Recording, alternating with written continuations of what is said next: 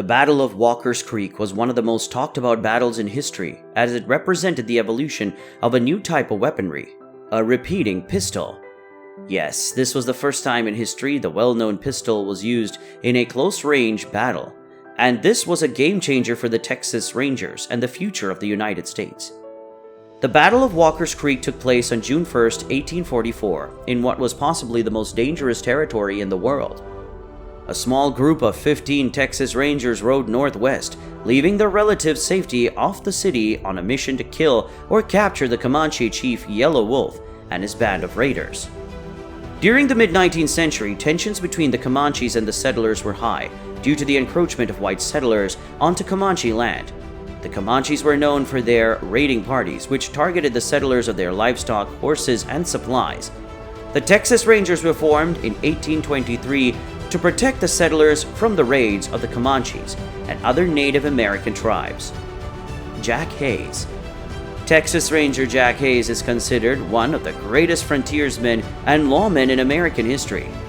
Hays' legendary fight against the Comanche raiders is one of the most famous tales from his storied career. Hays was born in Virginia in 1817 and moved to Texas in 1837.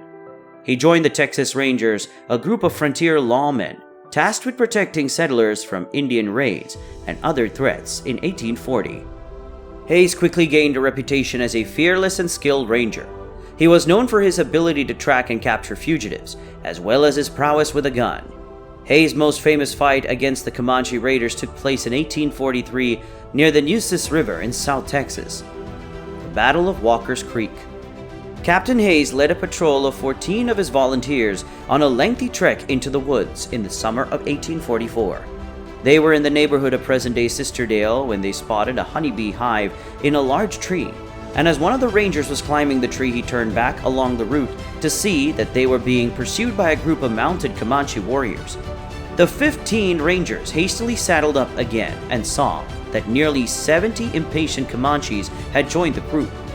The Comanche party rallied around their chief, Yellow Wolf, and the fight turned into a deadly, close-range, sluggish match, with Indians and Rangers bare yards apart.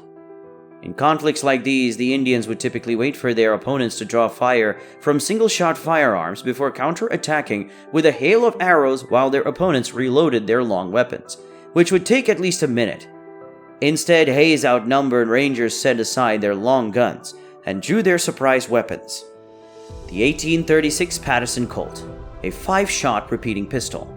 It was an excellent weapon for close-range horseback combat, especially if the warrior had a pair of additional cylinders preloaded with powder and ball. Jack Hays was ensured that his men were equipped with Pattersons and had trained and drilled them tirelessly. Within minutes, the battle on a small hill had developed into a dusty, whirling riot of horses and black smoke.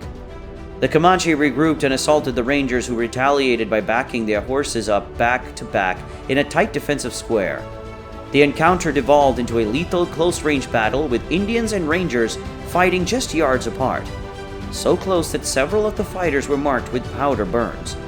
The Comanche possessed their own close-range weapon, a 14-foot lance with a narrow leaf-shaped blade.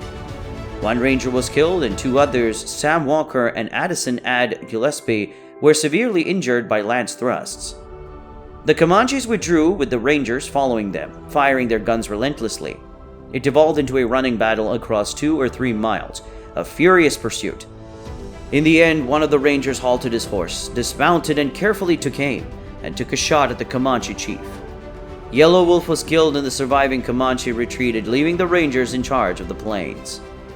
The Battle of Walker's Creek defined a turning point in Indian warfare with the first effective use of repeating firearms in close combat with the Comanche. The Houston Morning Star of 1844 defined the Walker's Creek conflict as unparalleled in this country for the gallantry displayed on both sides, its close and deadly struggle, and the triumphant success of the gallant partisan captain of the West.